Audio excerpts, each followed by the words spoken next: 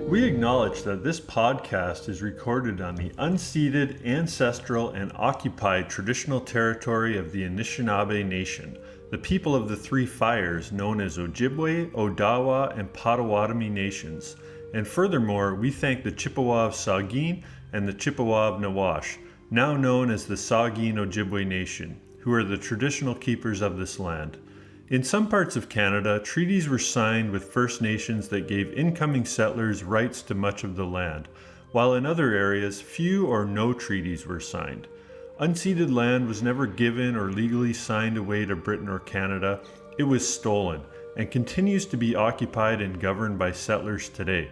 As we live, work, surf, and play, we say mahalo to the Métis, Inuit, and Indigenous peoples of Turtle Island and from around the world who have stewarded these lands and sacred surf spots for thousands of years. We recognize their amazing resistance, resilience, and strength in the face of ongoing dispossession, colonial violence, and injustice. In particular, we wish for justice to be brought for the murdered and missing Indigenous children and victims of Canada's residential school system. We believe that for true healing and harmony to occur, we must end the cycle of oppression while working together as we move forward in truth and reconciliation. We can be better, we can do better.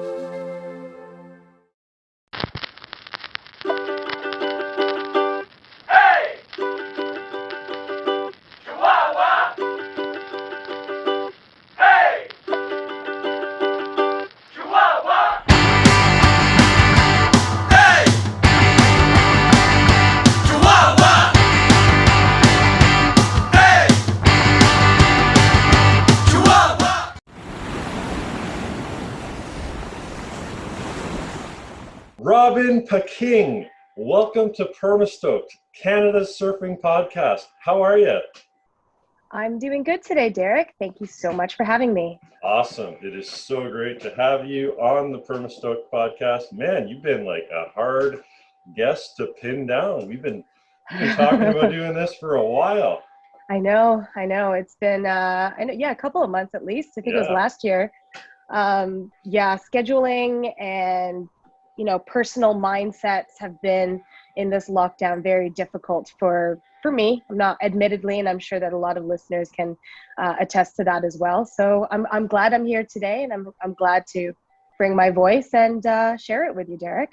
Awesome. I'm happy to hear it. So in particular, what is driving you nuts about COVID? What's got you over the edge? This, the lack of traveling is a big thing. Admittedly, jobs and business and that kind of stuff is struggling. I'm not going to lie about that. Yeah. That's also a big struggle. That's getting me down, not being able to see my friends and not being able to, enjoy big meals with my family at like my mom and my sibling. And those are really the hardships of not being able to connect physically with people by, giving them a hug, shaking their hand. And I have a really good handshake. Like I have a good business handshake. Yeah. So that's one of these things. It's like, oh, I can't do that right now. Can't experience that. So it's unfortunate, but aside from all that, there is still much to be thankful for.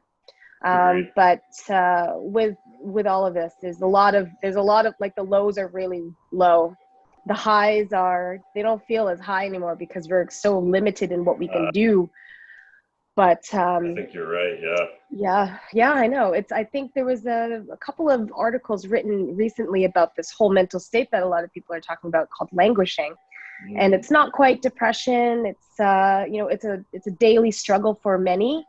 And I also kind of empathetically feel that from the other members of my family. I've got two teenage stepsons that are so dying to go back to school and see their friends. Really? Wow. And that's tough for them. And I feel for them so much because they're at this age where social interaction is really important. And, none of us are really having it truly. Yeah, absolutely. I know I had my birthday on the weekend and happy birthday. Thank you. Just felt kind of vanilla. I mean, it was great with my wife and everything, but we even thought like, oh, let's have a friend over, but then you know what? That's illegal. It's like it's Yeah. next level. It's like it's illegal to have someone over. I never thought I'd be saying that in my life. Like that's just seems so bizarre. Yeah, I know. I feel you. And like last year, so my birthday is the 19th of March. And so for 2020, it was literally at the wake of everything Oh yeah. coming down on everyone. And it was my 40th birthday. Ooh. So I've now spent my entire 40s in lockdown and Oh this no. lockdown.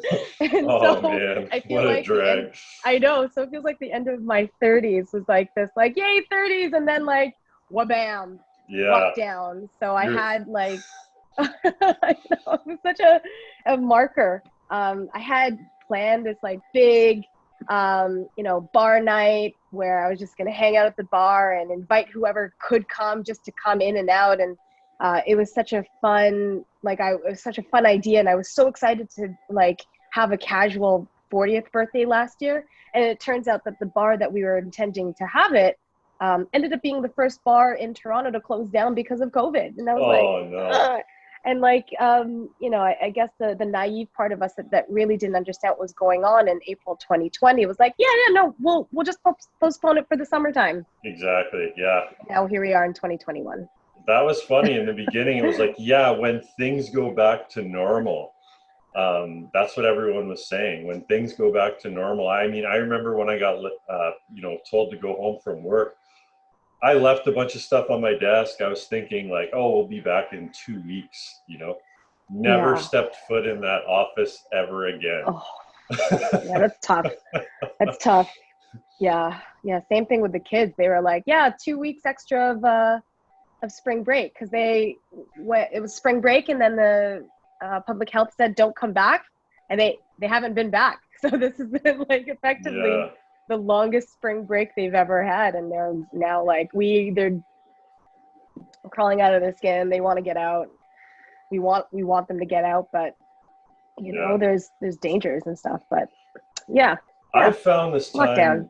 for me interesting from a social perspective because right when COVID started too was basically when I started this podcast. And Good.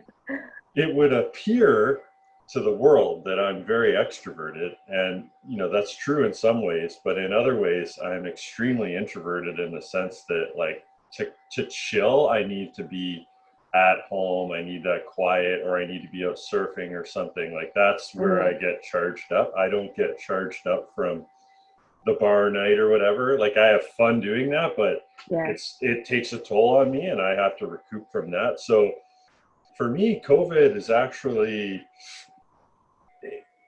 it's a big deal, but in terms of social life and things like that, I think I've probably managed better than most because I kind of like that quiet anyway. And then I've been having this great social outlet with the podcast. I mean, this has allowed me to get to know so many cool people. So I know it's like sort of the flip side, but I just wanted to share that it's kind of interesting because I will also say, I remember before the pandemic, I would say that whenever someone came into a meeting at work virtually or something, it was always such a chore. Everybody's fidgeting around, trying to figure out the machines and the projectors. I feel like we got that stuff down now. Yeah, like there was a learning curve for that, and Zoom and Google Meet and Teams and all these things kind of like picked up pretty quick. Yeah, but it's amazing how it's like revolutionized things. Like now all of a sudden some people aren't going back to offices, and so and I think some of that's really positive. Some of it's gonna suck that we're not all getting in the same room together anymore. But if you can avoid like 2 hours of travel and still get your work done in the virtual meeting, so it's interesting what it has brought out as well. And I hope when everyone is kind of vaccinated and things are safe, I hope that we retain some of that to a healthy degree anyway, and don't just expect everybody get to the office just for the sake of being there and that kind of stuff, I definitely agree with that. My spouse, Ben, he's working from home. He's working 100% from home in his home office, and his productivity is pretty good. And even though he is looking forward to go back physically into the office to meet people and discuss and have these like mini conversations that you can have in the office that are impossible virtually. I don't think, and this is for a lot of people that I do know, I don't think anyone wants to go back to the office full time. Like if it's a couple of times a week, if it's, you know, you're predominantly doing all your stuff from home, I think that will equate to this balance, because I know a lot of people right now don't feel that home life work balance, because even with real estate, I'm on kind of on call all the time if I have to be. And even if it's like 10 p.m. and I'm watching TV, I'm at home, I've been home all day, I may have to respond to an email. So it's I hope it brings back a balance. So, because I think before all of this, we were all too much go. It was imbalance. It's still imbalance in now another way. So let's tip the scales to some semblance of goodness for everyone, kind of thing. I do think, I like what you said. I think that working from home a little bit could create that work-life balance we've all been talking about and looking for, because so many people have said, man, if I could just work 4 days a week and be home for 3. I think the compromise is, if I could work 5 days a week, but one of those be at home, that would almost feel like a 3-day weekend in a way, or more. Even though you're working, you still have that connection with home. It's that feeling that you have. Yeah, it's that feeling that people need to have, where you don't feel that pressure of you know, get up at 6, you know, go into your commute, depending on, you know, wherever it is your office is, battling with the 401 or battling with the TTC or go train. It's a lot of touch points, but I don't even know. Like, so when I think about it, it's like, how the heck did when I was commuting, when I had like a 9-to-5 kind of job in an office like years ago, it's like, how the hell did I do that? Really? How did any of us do that? All the energy it was done. And the effort. I don't miss those days of riding down the 401. I lived in Toronto for a little while too, and was working there. So I remember that. And now, speaking of real estate, I am moving into the woods. I'm going into the quiet bush. Congratulations. I'm excited. But now, real estate, so I've recently been through this whole thing, and I didn't know this until I put this on my real estate agent, is that you guys are also a little bit of a counselor, wouldn't you say? Oh my gosh, There's real estate agents are, I find that we're put under a really bad light. We're put under this light of and not to say that all agents are really good. There are a lot of there are crooked people out there. There's crooked people in any industry, of course. But real estate agents get this bad rap that we're doing it for the money, that we're greedy, we don't actually do any work, along the lines of a used car salesman, and those people are just as relevant. And it's like, why? It's harsh when, in fact, especially when you're dealing with somebody like a buyer or first time home buyer, and I deal with a lot of people like that. There are valid questions. There's a lot of emotional charging of going through the process of putting in an offer or losing that offer. A lot of money is at stake. And knowing that I'm dealing with somebody's livelihood and life savings is not a job that I take lightly. But it's also one where I have to be firm in terms of like, okay, you've expressed your goal. I have to help you achieve that goal and be realistic, yet also set that expectation of saying, hey, I know what the market is like, and you first-time home buyer really don't know what the market is like. It's going to be a bit of a shock. So there's a lot of counseling involved. There's a lot of really getting to know people. And have never been the person to sort of force someone to say, you got to put an offer on this right away. It's like, do you want to do this? Because if you do, then this is the steps that you're going to have to take. It's a lot. There's a lot of work that goes on with real estate that people don't think about. And it's a lot. Well, my It's a crazy experience industry. being through it the first time, I thought our real estate agent was excellent, and I appreciated like just how transparent they were. And I mean, I Yeah, remember there were a yeah. few houses we went in that I was really excited for. They looked amazing on paper, but then you Hmm. get there and there'd like be a mildew smell or something, and something Yeah. wasn't up, and they would be completely transparent. Like, I was at this place 5 years ago and it was a dump and it was listed for like, $100,000, and now it's like five. And so I Yeah. really Yeah. appreciated some of those insights. Yeah. But I Yeah. made the remark about the counselor because I specifically, we called our real estate agent. It was, we hadn't made the offer, but we had said, okay, we want to start the process of making the offer. And so Hmm. we were in our minds, and sort of was just lying in bed thinking about it the one night, because like you said, it's a huge decision. We Yeah. found this house, it's an hour away from where I work, which is a bit scary for me because like I said, I've not been doing the commute thing for a while. I like not having to commute. So that was probably the biggest scare for me, was how are you going to fare with driving an hour every day for 2 hours and not on the 401. We're talking like on a highway that is going to get blown over with Mm. snow and like really treacherous, and there's going to be days you won't be able to go to work because you're just going to be completely snowed in. So there's a lot to think about, and I called our real estate agent just kind of freaking out, like, I'm freaking out. And she's like, in a good way? I'm like, no, in a bad way. And sort of just, put out all my worries. And then, she just really put my head at rest and put things in context. And I really appreciated that because, like you said, there's a lot happening. And I hadn't thought of it that way. Your life savings are at stake. Yeah. That is a Yeah. I mean, big like, responsibility. it's a Wow. huge responsibility, and of course I have to make sure that there is uh, verbiage included where it's not completely 100% at stake, and that and as a real estate agent, you have to communicate these legalities and these rights that you have as a buyer that are in the agreement.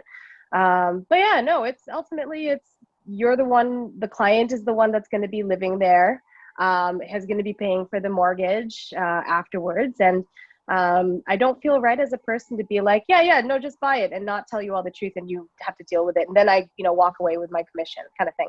That's not good business. And yeah, and of course that leads to a lot of questions and a lot of freakouts from clients, rightfully so. And my job is to make sure that these freakouts are, like sort of tamped down and like, let's understand why you're freaking out and let's give you some better context here. Yeah, Yeah, it's a hard job. wow, that's great. It is a hard job. So I have a question for you here to understand the market a little better. And Sure. obviously, this is coming from more of a townie perspective. I'm not speaking, Okay.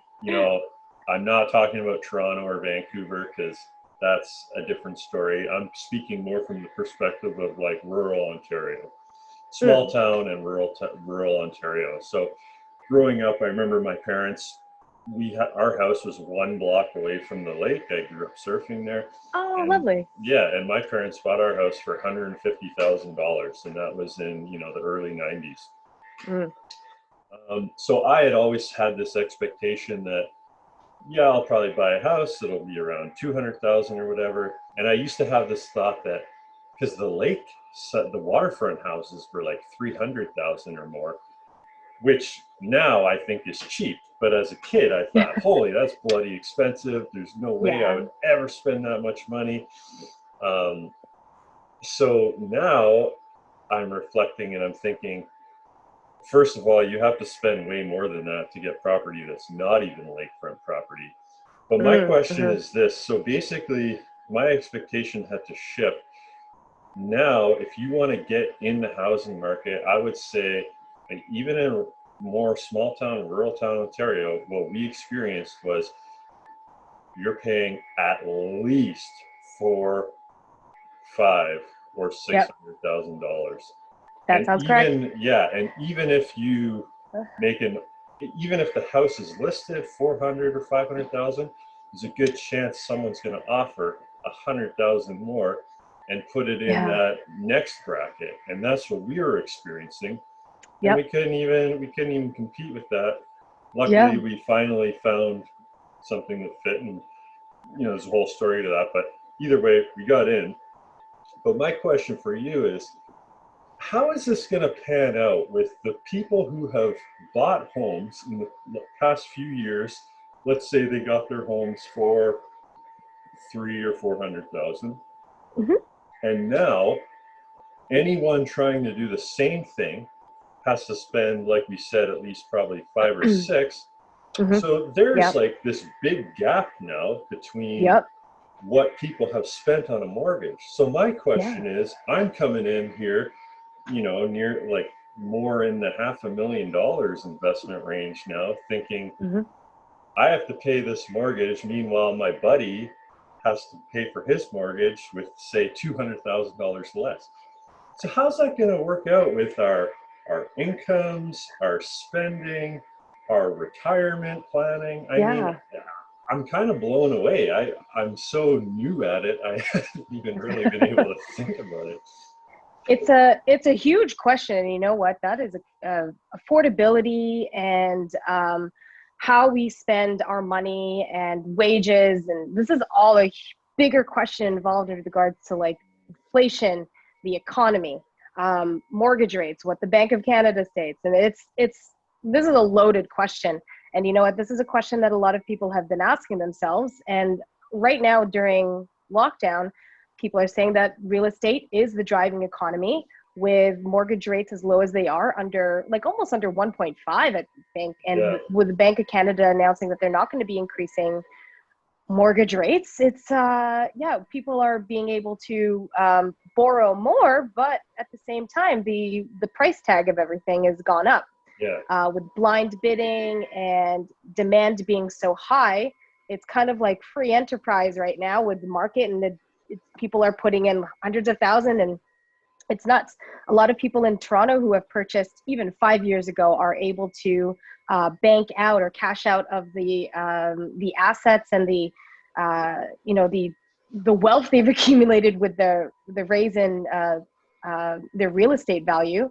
So if you bought something for $300K, 5 years ago, that house now in Toronto or that condo right now is now worth, perhaps double that.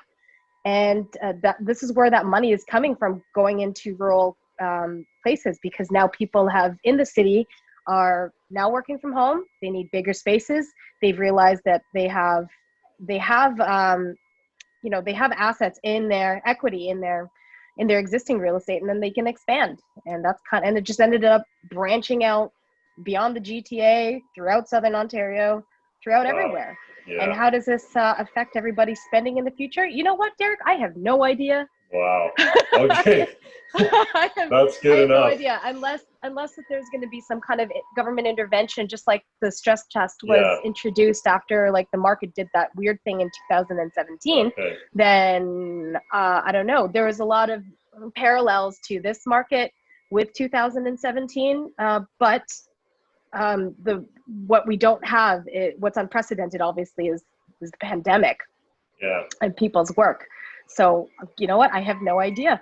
Well, in the meantime, I just have to play by the rules. Yeah, but what I've also thought about is how many of us have heard those stories about our grandparents, like, we bought our house for $10,000 or something like this.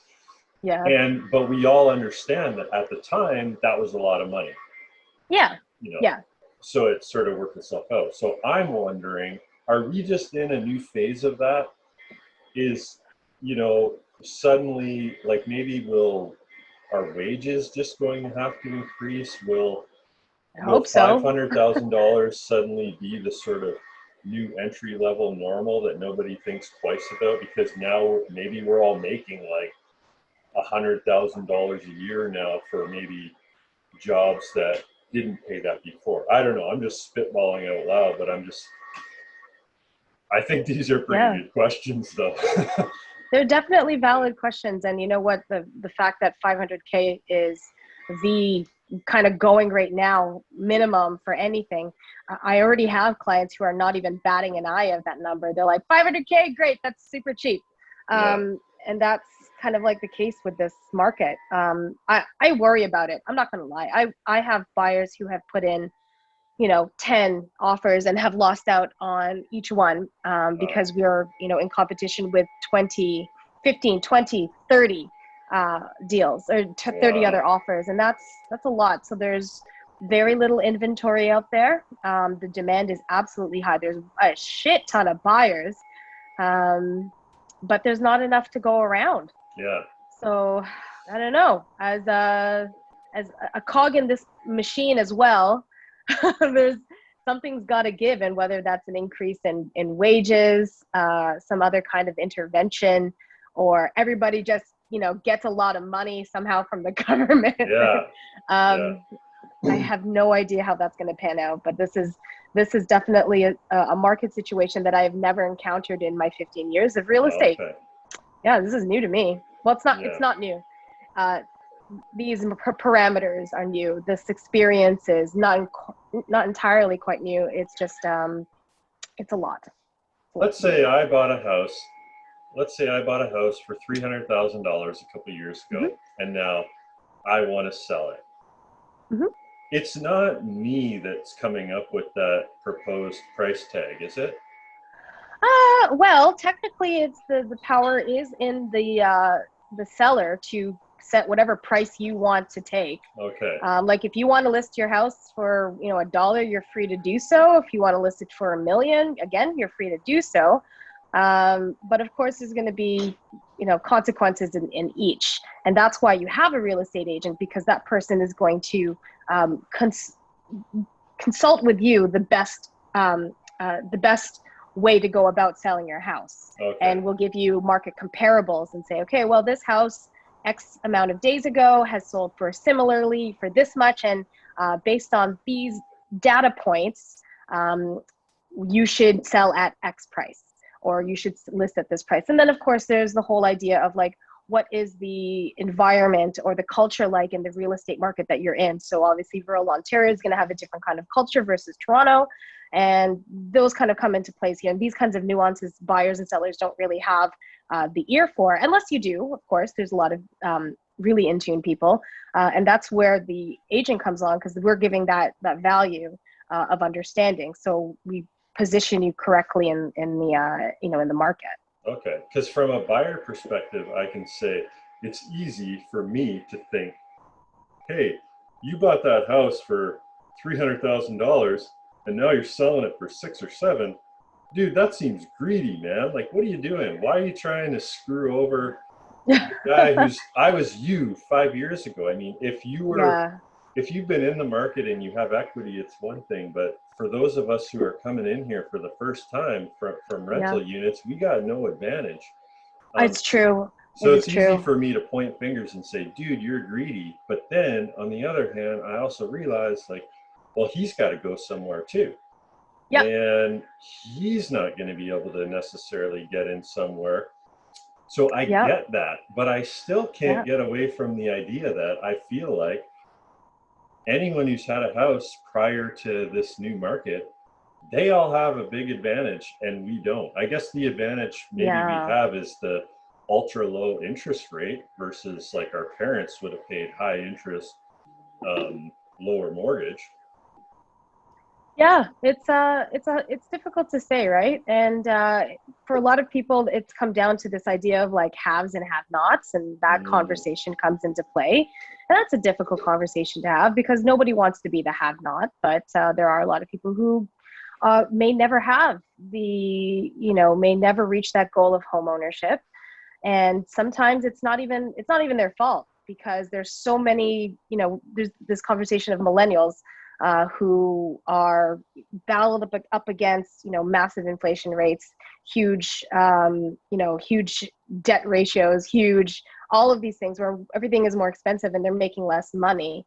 And then of course, the idea of being able to afford something as big as property becomes a huge question. So it's hard. Yeah. And I hope that it's a lot. And I see that for a lot of my clients, and it's a discussion that I have for a lot of people. And I'm grateful that I basically, my partner and I, we got this house just before the pandemic and just before everything exploded. So we're really at that tail end before shit hit the fan. Yeah. So I'm in that path of being lucky, but there's a lot of people who aren't. Like, how do you know, it's weird. Real estate's been really racking my brain in the last several years for sure. It has not become an easier industry to be in, like to be quite honest with you. Wow. It's kicked my ass a lot. Yeah. I'll tell you too, the only comfort as a new buyer in the higher price, the only comfort I find is knowing that this is just the way it is. And I know. I can't imagine, the price is going down, because like, if you just bought a house for $500K, would you ever go back and sell that for $3? Like, no, who's going to want to do that? So I feel like this is kind of here to stay. I mean, I'm not an expert, but that's just my kind of guess. Yeah, that was a big concern for a lot of people, is the, what's my home value going to be? How am I going to be able to refinance? Is this going to cause a huge crash in a couple of years to, just like in 2008 when the US had that huge housing crash? Is that going to be a problem? And of course, people are asking that question. And I don't have a crystal ball. We can take a look at history and see what's happened in other markets, but we've never had a pandemic before like this. So it's hard to say what's going to happen. And for one piece of literature that says one thing, you can easily find another piece of literature that's going to say the opposite of that. So it's like, well, really what happens is we have to take care of right now. And that's really the most important thing. We have to take care of now our, things that are important. Do you have housing? Do you, let's get you a house. Are you mentally well? Are you feeling okay? No, let's deal with that now. Are you sick? Or are you going to be sick in the future? Let's deal with that now. So I think there's this movement of people becoming a lot more present and saying, okay, yeah, we can predict all this shit that can happen in the future based on this apocalyptic scenario that we're having right now. Sorry for being a little dramatic, but it feels a little bit. So,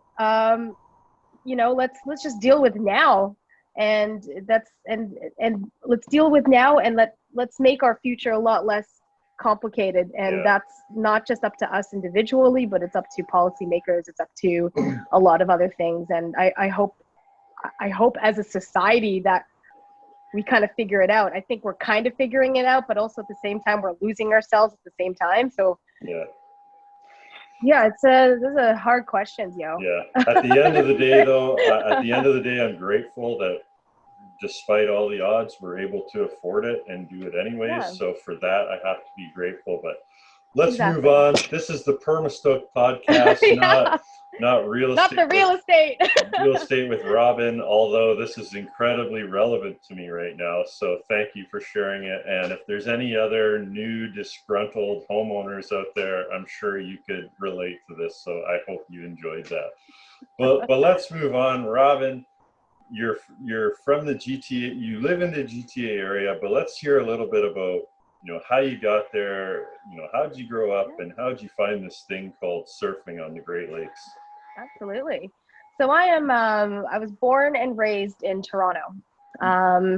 Actually, funny enough is that my mom talks about how just before she came into labor with me, she was taking a walk in High Park, which was close to St. Joseph Health Center, which is where I was born 41 years ago. And and so I've basically lived my entire life along the lake shore. So that was like me being born. My parents are originally from the Philippines. My mom and my dad immigrated to Toronto in the early 70s. And they were part of that wave of Filipinos that came to Toronto. My dad actually followed my uncle, who came to Toronto as a nurse. And my dad came here as an electrical engineer, sponsored my mom. And basically, my dad had followed a bunch of cousins and relatives that have done the migration towards North America, as a lot of Filipinos did in that time, to search for a better life. This was after World War II, of course, and so there was a lot of issues that were going on. My mom and my dad were very, I don't want to say traditional, but like they grew up with like a bush mentality. Like they were island people. My dad hunted with a lot of with the indigenous groups in Bataan called the IHEART. He spent a lot of his time in the jungle. He spent a lot of his time, fishing, hunting, being in the water, all that kind of stuff. My grandfather was one of the first directors that brought running water to our town of Mariveles. A long time ago. He was a merchant marine, sailed around the world. I wouldn't say sailed, but he was on a boat around the world to make money for my family. So the water and nature and this kind of living has just been part of my life ever since. So when my parents moved here, of course, there's the immigrant story of sacrifice and trying to survive and getting a job and that kind of stuff. And I am part of that story. But what is very different about my family is that they wanted to have enough of their traditional lifestyle in the Philippines and bring it here. So they were big on gardening. We had our small townhouse that we grew up in didn't have a lot of land space. So they were community gardeners back in the 80s before it was even like a popular thing. They rented a plot through the city and they grew their garlic, their okra, they grew all kinds of things. And this was sort of like what we did in the springtime as a kid. And they were also very big on the water. We had this tiny 16-foot fishing boat, like this aluminum fishing boat that we would, I was so excited to like just be on the boat as a kid, and we would sort of putt around around Lake Ontario. We would put the boat in at Humber Bay Shores or at, Marie Curtis Park. And this, we're talking like in the, late 80s and early 90s to do this. And so my exposure to the lake has not so much, like I never really discovered it. It was just always a part of my life. Yeah.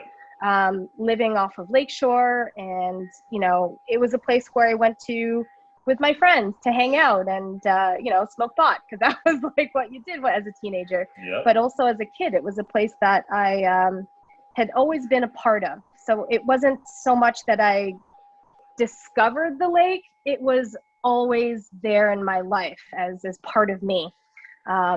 So there was that. So in addition to that, there were a lot of trips to the ocean to visit my uncles in Connecticut and Florida and California. There was a lot of excursions up north to Bala, Bracebridge for fishing.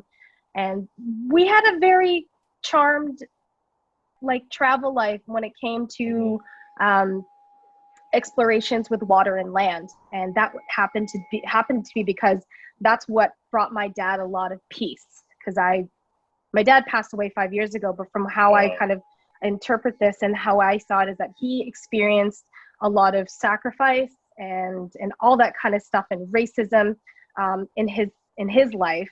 And I know that when he was outside of work, he was the most happiest being in his garden, walking to the lake, and just connecting with nature and land in the way he knew how to do it. And that's kind of like spilled onto us. So kind of fast forward towards 2004, I guess. I'd always been a huge fan of surfing. I watched a lot of Baywatch, 90210. That was that was kind of my introduction to it as a kid. So I never once thought that surfing the Great Lakes was ever a thing. But I also knew that I lived by this system that we had explored, that we had been in, that we had been a part of my whole life. So when I saw that you could surf the Great Lakes sometime in 2014, 2005, I think, when I just had discovered that you can do that, literally a huge switch went off in my brain and said, this is exactly what I need to do. And this is what I have to spend all of my money on, all of my energy. And it suddenly became my calling. And okay, but had you gone out surfing yet? I had, yeah. Okay. So I kind of missed that part. Yeah, it's kind of like a huge, it's a lot of story because it kind of covers a lot of time in my life because it's always kind of been there because the water and the ocean and all of that has always been part of my life. In 2001, we went on a family trip to Hawaii. Okay. And yes, that's the first time I had Here we go. All actually right. had the chance to surf. It was the Waikiki Beach Boys that I, found a little blurb about them in a Lonely Planet book. And I was like, to my siblings, I was like, this is the one. We're going to go here. We're going to learn how to surf. And I was so excited. And I got my ass kicked because, obviously I had no idea how difficult it was going to be, how far I had to paddle out. I was a cigarette smoker at the time, so my lungs were not good. And it was just like, it was a lot of, and also being 21 years old, I think, you're a different person. Like, so, I didn't know what I was expecting to do, but I tried it out and I wanted to do it again. And I was so excited that was finally going to be my first time actually surfing. And that was like, right. And this right was when at I was Waikiki Beach, you said? Yes. Yeah. Which would have been super crowded, wasn't it? I guess it was pretty crowded. Yeah. I had the instructor try to push me into waves. I was popping up too quickly. I think I was just so excited that I wasn't paying attention at all and knowing what to do.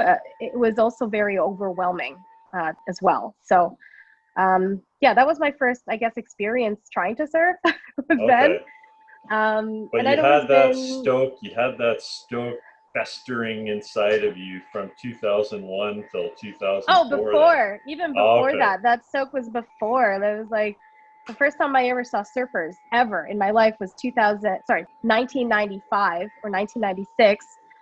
We went on a family trip to the Bay Area to visit a whole bunch of family. And I remember driving down the PCH down towards Santa Cruz and Half Moon Bay and seeing surfers there. And I was 15 or 16. And I was like, oh my God, actual surfers, like in this TV show. Yeah. And that was the first time I had actually ever seen, in real life in front of me, a surfer. And I was kind of like hooked over then, that whole like California dreaming kind of thing. And I didn't know how to, put an identity to it because it felt so remote. It felt so unattainable for, somebody like me at that age to do something like that in the geography that I was in.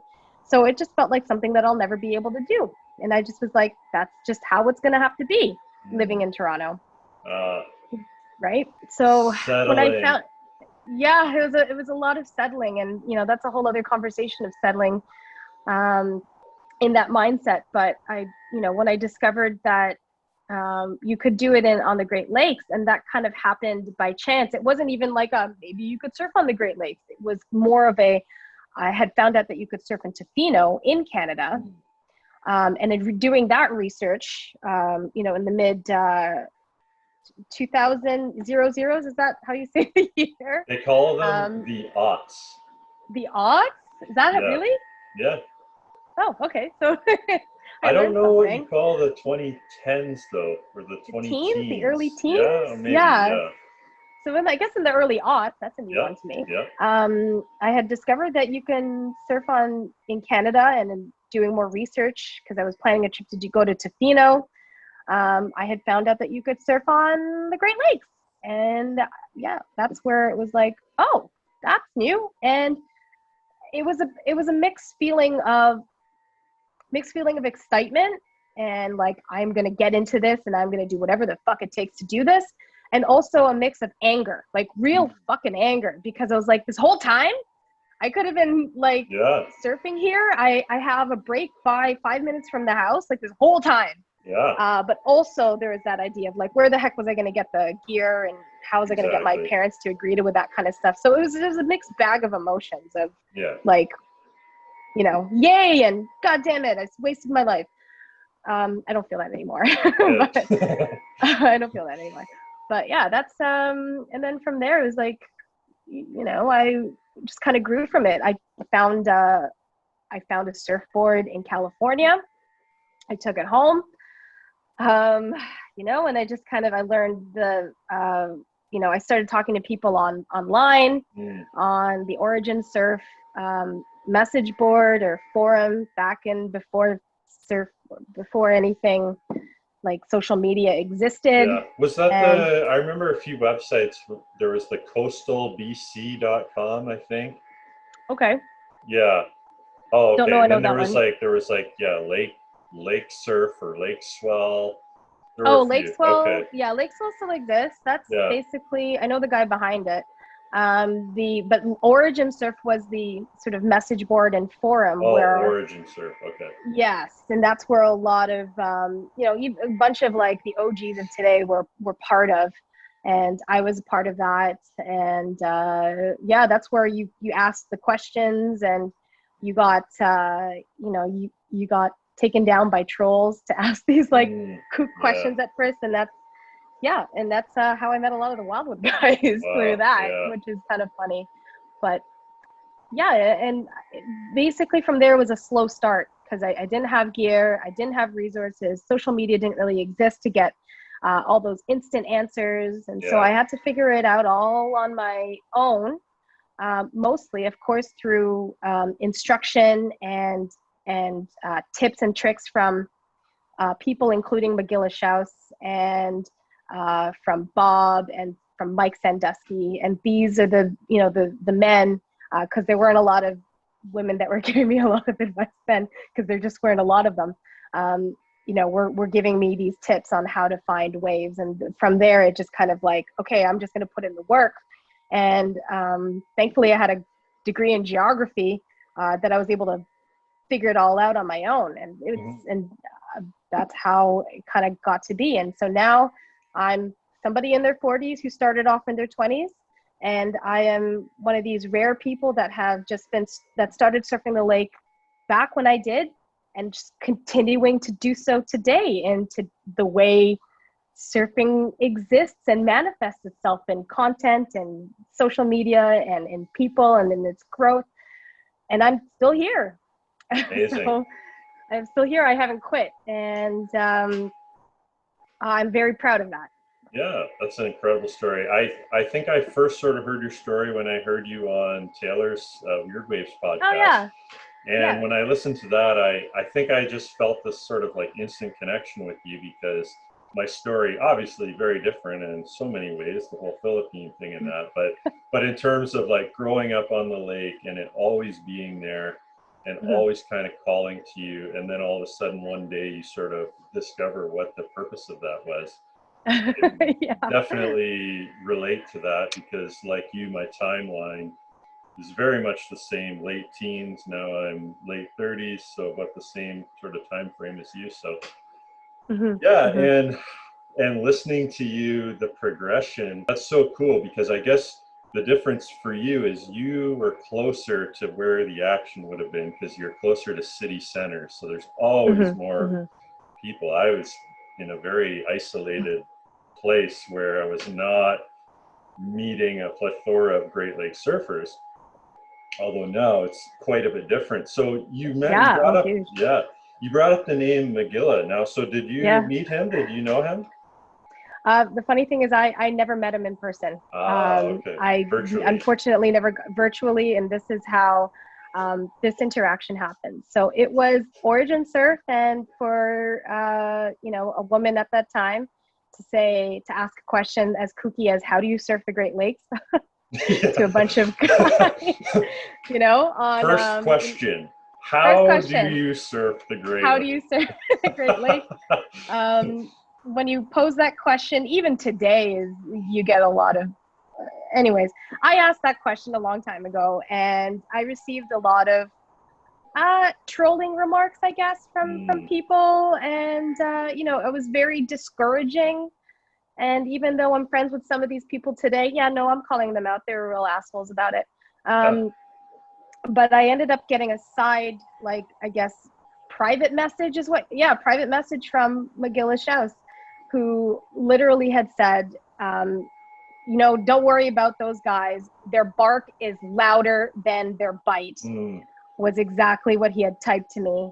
And he said, if you're looking to surf on the Great Lakes, this is what you need to know. And there was a lot of back and forth of, this is the kind of wins, try to go get this book. And I said, I have the book, I found the book. So there was that. There was, the conversation of like, and what kind of board am I? referencing of course, the famous PL Straws. Yes, that's the one. Surfing the Great Lakes, everybody. The Holy Grail, if you don't have it, although it was. I don't know where you could find it now. I think it's out of It's print. very hard. Yeah. It's very hard. Although a side note is my friend Jordana Belial, she actually found one for, I think, $5 or $20 Really? at a used bookstore in Toronto, and I was like, that is a gem of a find. So that really is. Go look at your old bookstores. Maybe you might find something there. Yeah. But yeah, I had questions about like, what kind of board am I looking for?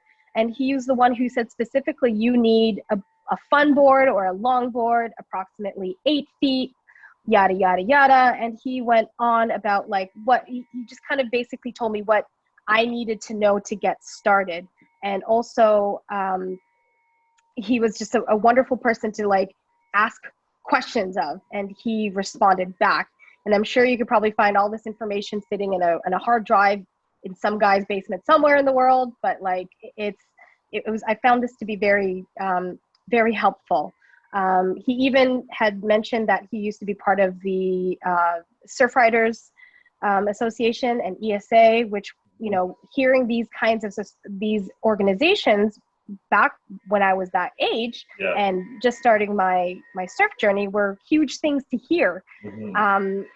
And to have somebody like that talk to somebody like me, and I don't want to diminish myself, but I did have those feelings of inadequacy as being a woman, as being somebody who doesn't look a lot. There weren't a lot of women who looked like me, or people even who looked like me, that it was intimidating to ask, but also really grateful to get this info. Eventually he,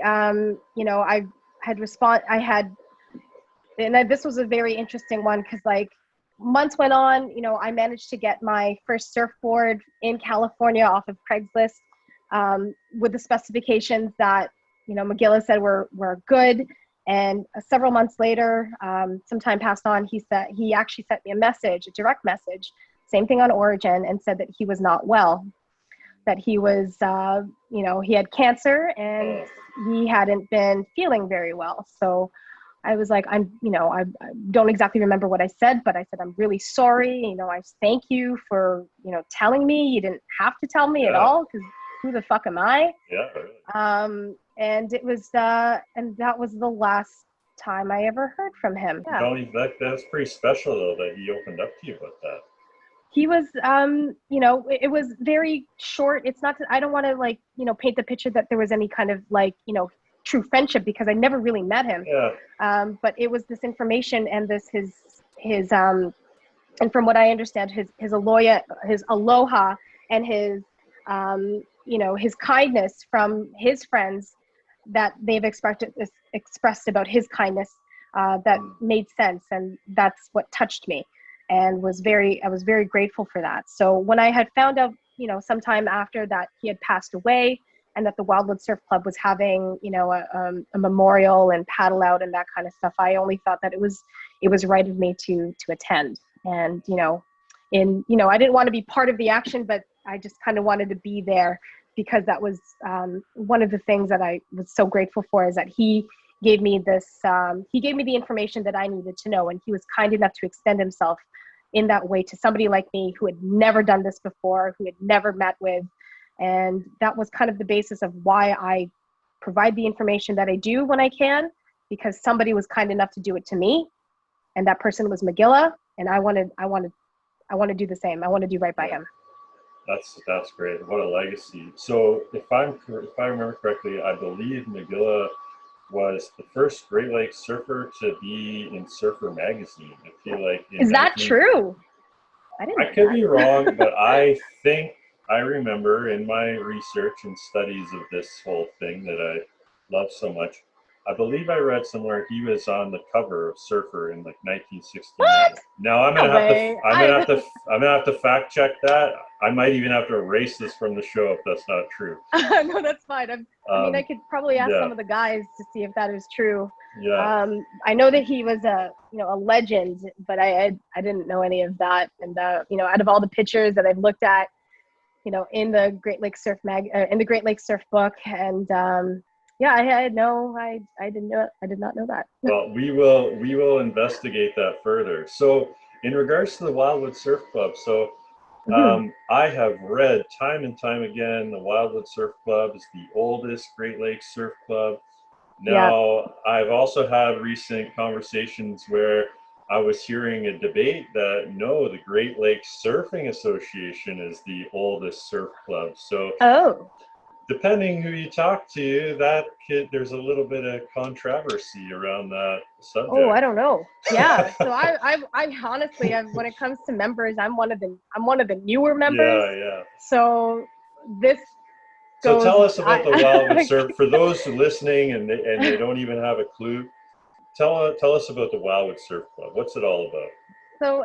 so back in the day, before when I was first started going to their events, it was really a group of people that surfed at Pleasant Beach along Lake Erie down at Wildwood, who have been surfing, who've been doing so for a while, and there were a lot of old white men, and and they held beach cleanup events. They held the Glass Love Surf Fest in the summertime, which is where a lot of surfboard collectors come, and it's like a big conference for boards. They just kind of were the scene, I guess, before surf shops kind of started opening in Ontario. True, This is yeah. where you kind of went to get, to meet other surfers, and this is where you went to, get your surf culture on, kind of thing.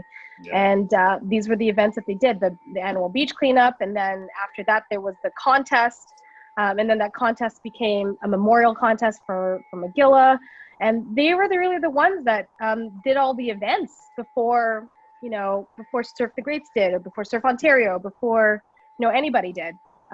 They were the people. And so, of course, when you don't know a lot of people and you want to get into this thing, that's kind of where you went. That's where I went. Did they have like some meetings or something that you would attend? Or okay.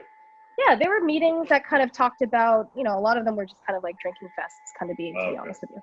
But there were also, times there were discussions on, how to do the beach cleanups, and when's the next date for it to be, and what are we going to do for the contest.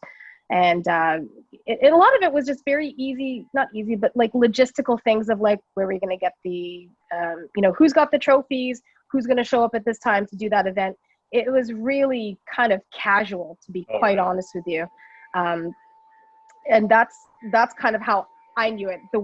I don't know how much bigger it was or how differently it was run before my time.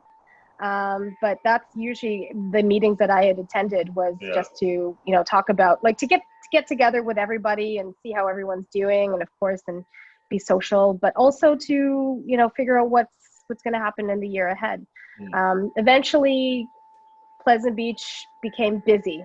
Eventually a lot of people started coming, and these guys kind of got older, kind of thing, and Glass Love, and now all these events started becoming a very, very difficult thing for them to sort of manage in their time. So eventually they just kind of like waned off. But at that point, that's when I started having Ladies of the Lakes and Lake Surfistas events, and kind of that's how all these, now that was kind of the event now, was bringing the women. So it kind of switched gears. And because I was lucky enough to be able to get the contacts to the Pleasant Beach Homeowners Association, and be able to rent the space, and promise them that I wasn't going to fuck it up, kind of thing, and being very trying to be as much of an insider as I could, just so I could be able to do this, was how that kind of all happened with Lake Surfistas. So wait a minute, let me understand this a little bit. So you're part of the Wildwood Surf Club, and now you're saying that people are getting older, starting to retire, whatever. So did you sort of take over the hosting of meetings? No, okay, you just no. I don't want to. No, definitely not that. And I'm not sure how active everybody is now. I know it's kind of like the guys that are part of the club are doing their thing, surfing when they can. But in terms of official events, we haven't been able to because of the pandemic. Yeah. The last contest was, Gales of November 2019. And now it's like, some of them are moving away. Some of them are, like I said, they're older. They were older then. I love these guys. But it's being able to compete with the way the surf scene is now, especially with its growth. It's become an industry in this province and a commodity with, a lot of people are discovering the lakes, which is awesome. I'm not sure what the future holds for the club, to be quite honest, but for it to be a legacy is still there. Well, there is, one individual, Matt Roy, who is one of the, longtime members. His mom was actually, a member of the Wildwood Surf Club, and they still own their cottage down at Wildwood Beach. And it was not far from where McGilla had his cottage, so I'm told. And he's still there and he surfs. So there are a lot of people that are still kind of holding down what they have, but in terms of like a formal club, I don't know where that stands anymore, just because of time. Yeah. Okay. And if they decide to, and because I don't think I have a lot of like decision power in this, but if they decide like, let's do it, then I'm all for it. Yeah. Right on. So you brought up Ladies of the Lake and the Lake Surfistas. So how did that creep in to your surfing career? Yeah. So after, I had been working at Surf Ontario for a couple of years. First employee ever, right? Yeah, first employee. Like, wow. 'cause Mike used to run it out of his garage. Okay. And then they opened up like a small space as like storage. And he called me up one day, and because I had seen on their website, looking for help, and I literally like, that cat meme where they're typing up really fast. Like I was like, I want to do it. I was really like enthusiastic about like, I can do it part-time or whatever whatever the fuck you need. I want to help. And in November or late 2011, he said that they could need some extra hands in the warehouse just to help out, and he'd pay me, and I'd be like, yes. It was by no means a promise of like employment or any of that, but they just needed the help on a weekend, and they knew I surf and they knew my flexible schedule. So I was like, I'm in. And then it turned into like a part-time job for a while. Nice. So 2011, I remember I lived in Toronto 2006, 7, something like that. I remember emailing Mike back then because I believe I must have seen him in the headlines in a newspaper article or something. So I made a connection with him pretty early on. So what was he, do you know what he was doing pre-2011? Like how long was Surf Ontario around in some capacity, do you know? I think like he had been running it out of his garage for a long time, and I know that he had like I think he had like wave safari. He was doing like trips, I think. And he's also a personal trainer, so I think he did a bunch of that sort of thing.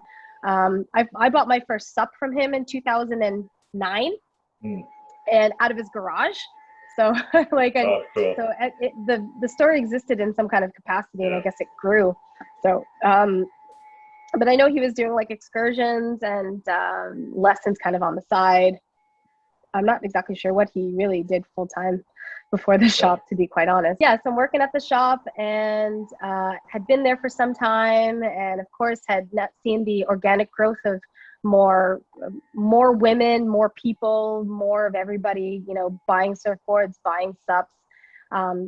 Social media is becoming a thing and people are talking. There's a lot of chatter. And I, had been wanting to get people together I'd always been somebody who brought people together and held parties like outside of surfing. And that was always just the thing that I liked to do. And I remember I had this party once it was a housewarming party in an apartment that I had rented near Bluffers Park. And Lisa Parks, who now lives in Florida, she's like, you know what, we should have a party with women, and we should get them together. And I was like, that sounds awesome. I had been also thinking about doing something similar, but didn't want to do it by myself, and also was just like, this would be a great idea, idea. And her idea kind of stemmed from the Women of the Waves get together that had happened in Florida.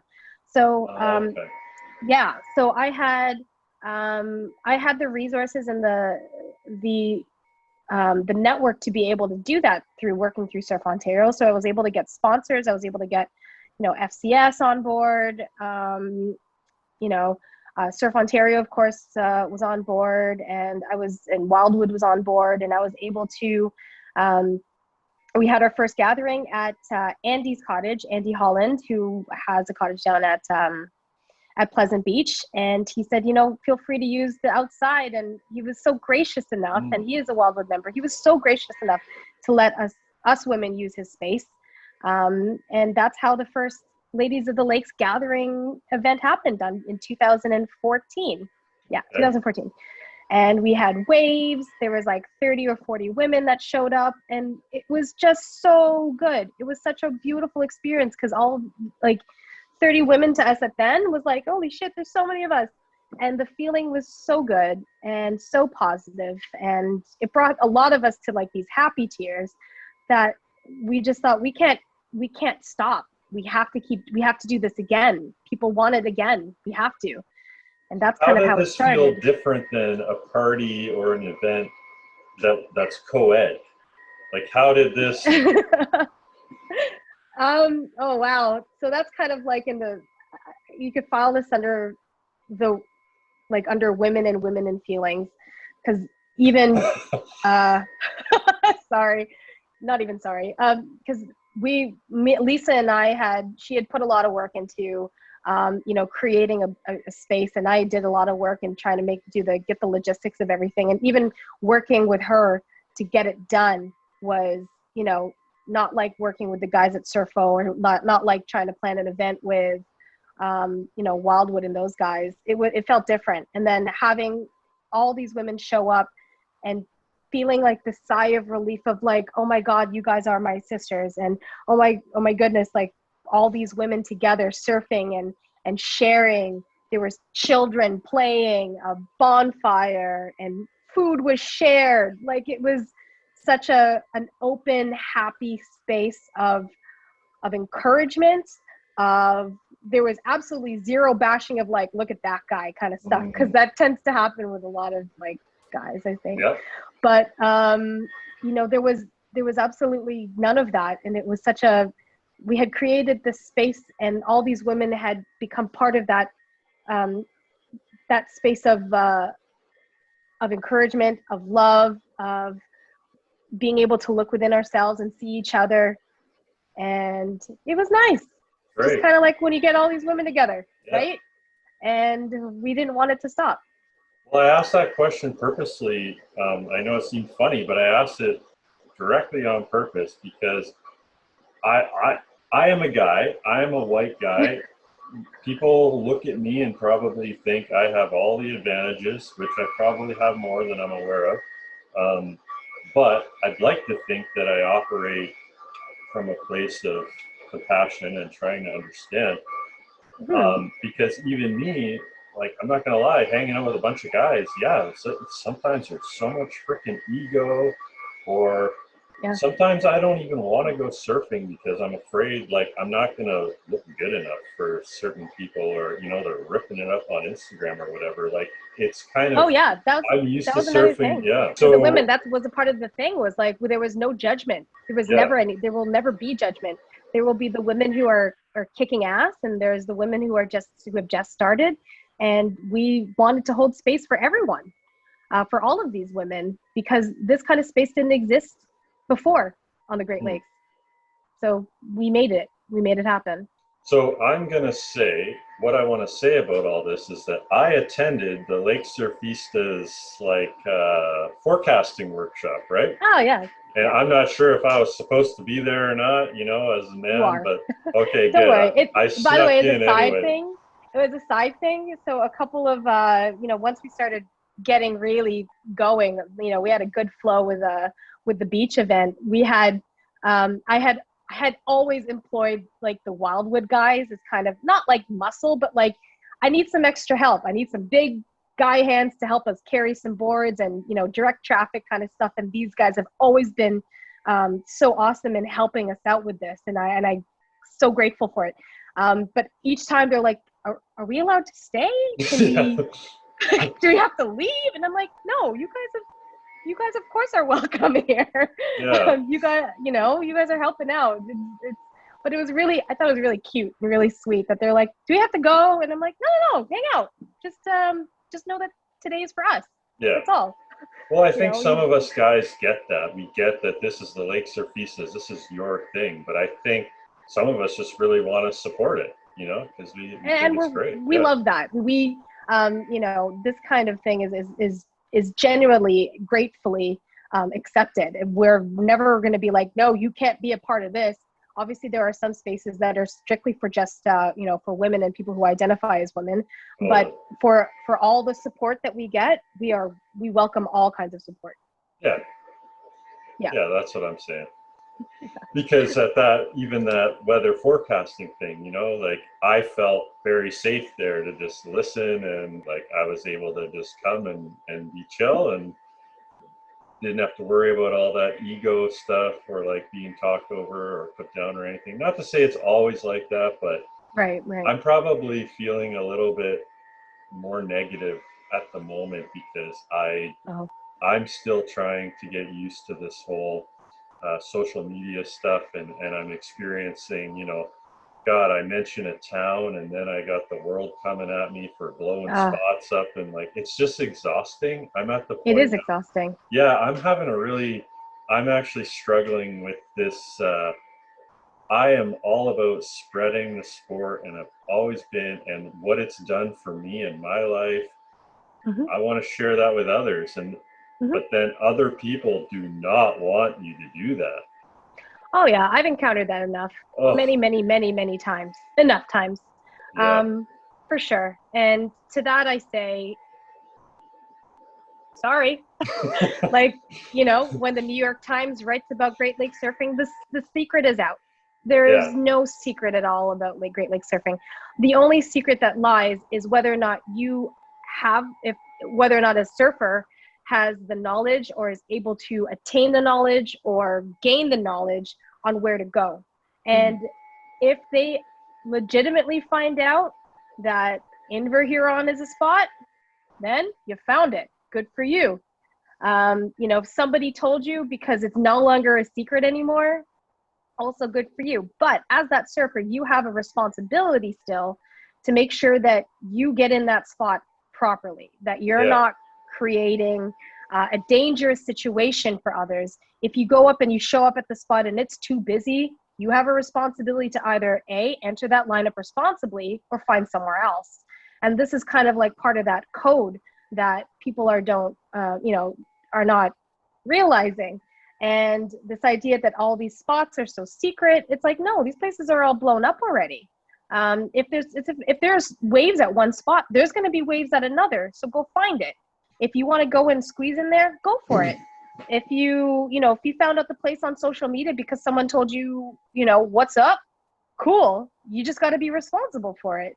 Don't be a kook. Don't be posting it on social media with your picture saying, here I am at, X spot, blah, blah, blah. There's blowing up a spot, and then there's also realizing that the place is already blown up. Yeah. There's, it's once it has legs, it's gone, it's moved. And I've even realized that with Lake Surfistas, it has legs now, and I don't have, not to say that I have no control, but there's a lot of stuff that I no longer have control over. You go in, in our group discussion, somebody will ask a question and a whole other bunch of people will respond when give answers.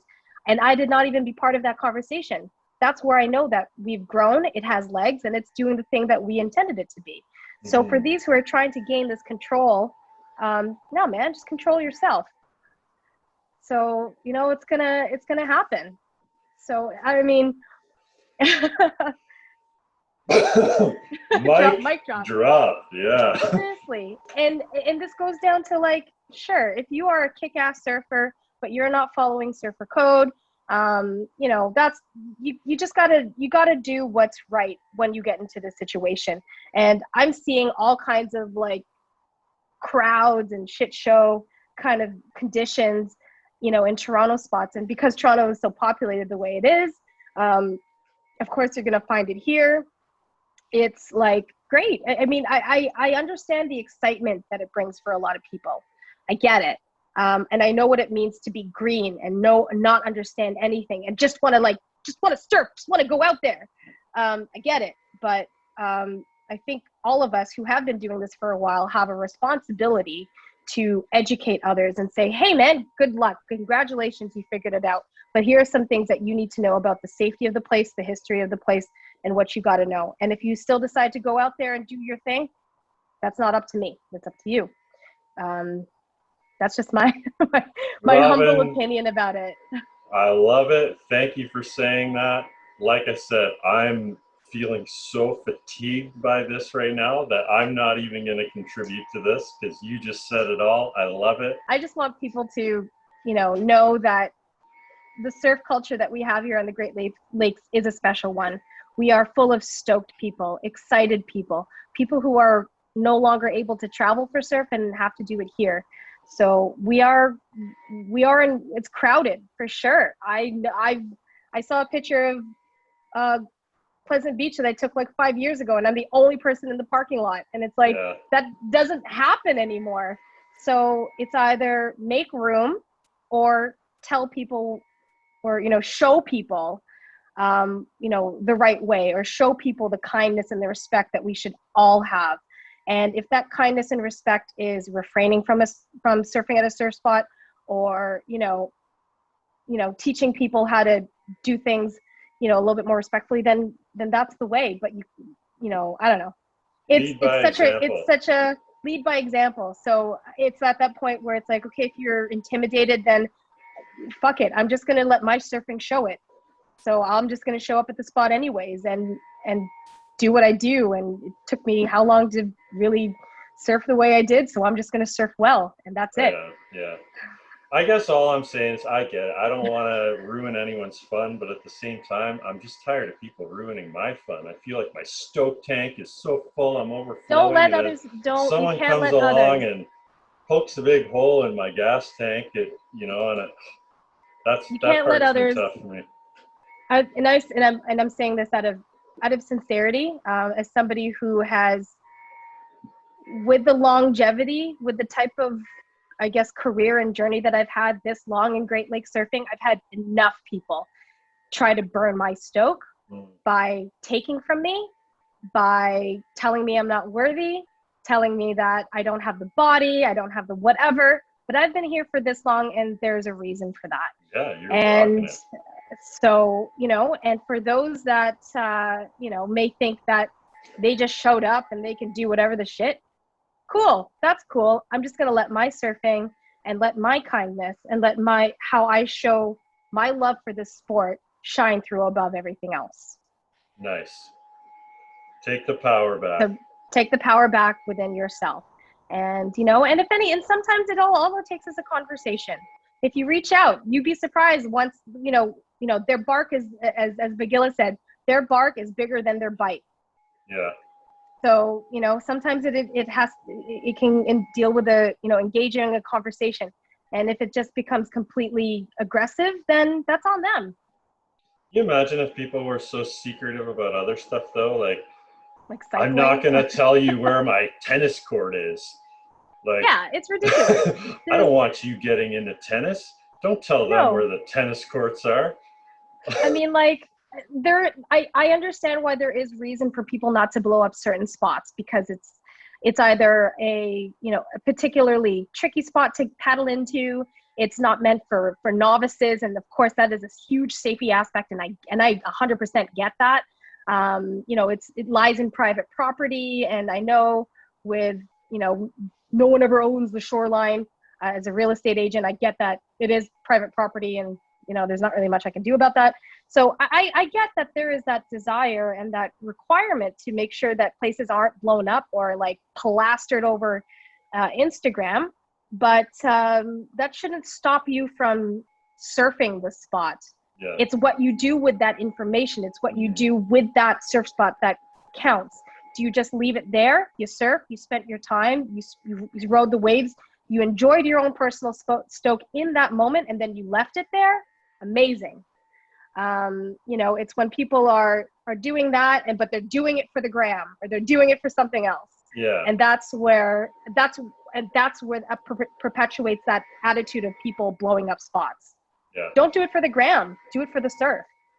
I realized that I'm not one of the perpetrators here, because all my surfing photos are like pre-2004, and they're super grainy and taken on like a Kodak water disposable camera.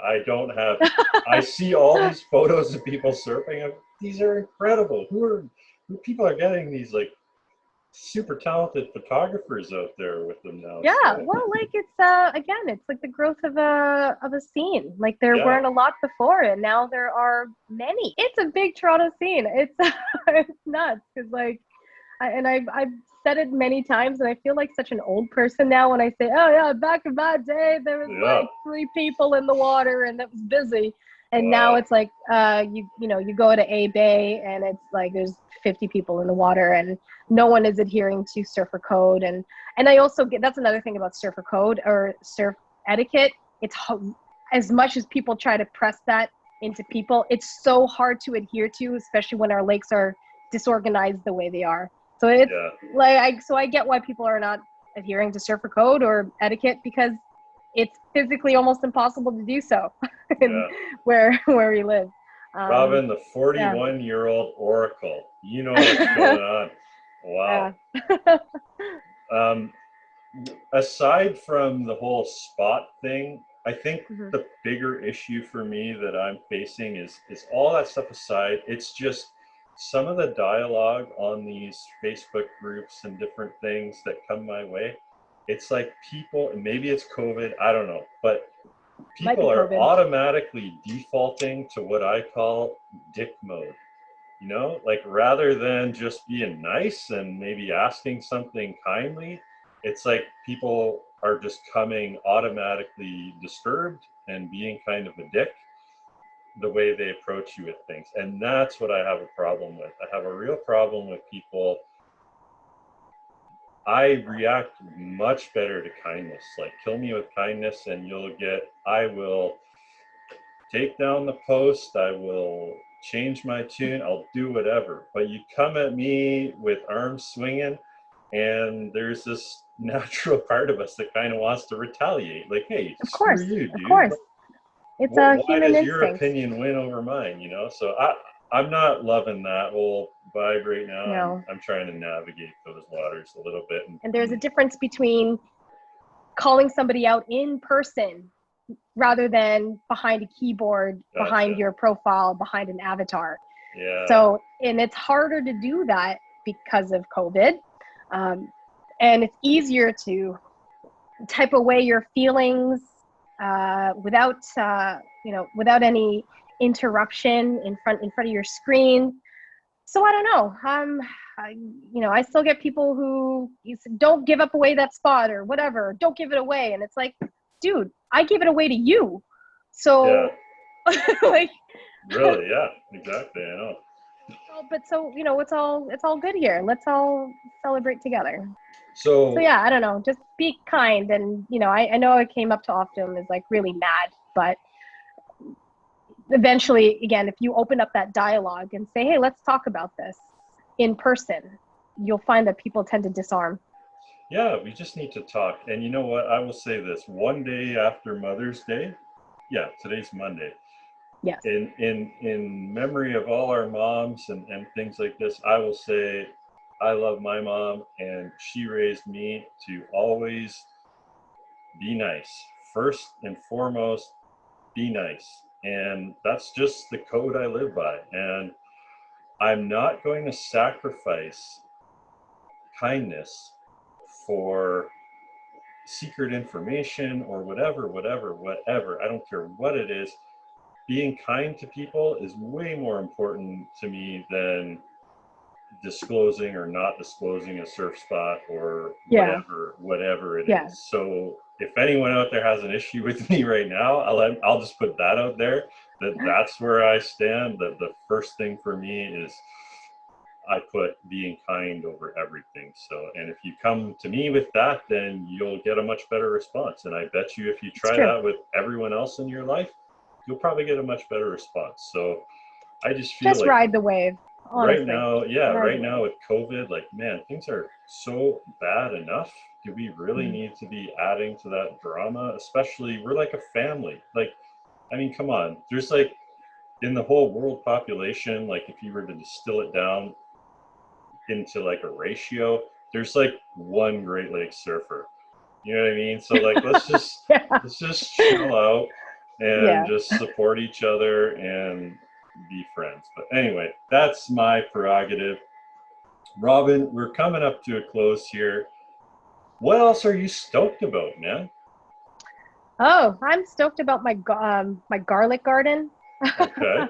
I'm stoked about you know, being safe in my house. I love my house.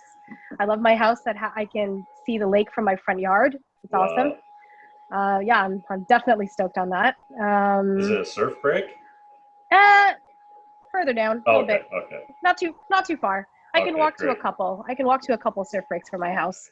And I'm stoked on the fact that ever since I was a little girl, my life by the lake continues on. Love it. And it ain't going anywhere. This is your legacy. I hope so. Right on. I hope so. Yeah. Well, hey, when this COVID stuff is over, I can't wait to like meet in person and hang out and maybe go catch some surf and eat some. We were talking about pan de set and pan de sel. Pan de sel. Yeah, I probably butchered bread. it. Yeah. Pan de sel. It's Filipino food's another thing that I do a lot of cooking and all that stuff is another thing I'm super stoked on. It's funny, again, just like surfing, it's a way of life. It's, you know, I could showcase it, but either way, it's still a part of my life. So yeah, that's a whole other conversation of showcasing and you know, what one does versus what they show on Instagram, I guess. But yeah, I'm stoked on food. I've always been stoked on good food and flavors, and that's another place where I feel my zen is creating dishes and creating food for family and friends. And I can't wait to do that again at an extended level rather than my family in this house. And I love feeding them, but like I want to feed others. Yeah. So you got 3 men or boys in your house. Yeah, I got three boys in this house. Wow. So probably a lot of food intake. Yeah, it's a lot of snacks. You know, they're teenagers, so there's you know, I've kind of stopped, and they're here half the time. The other half of the time they're with their mother. But yeah, on the weeks that they're here, there's a lot of snacks and a lot of, like, you know, foraging, and you know, it is what it is. They're teenagers. So do they surf too? They bodyboard. So I've taken them bodyboarding. They picked it up pretty quickly.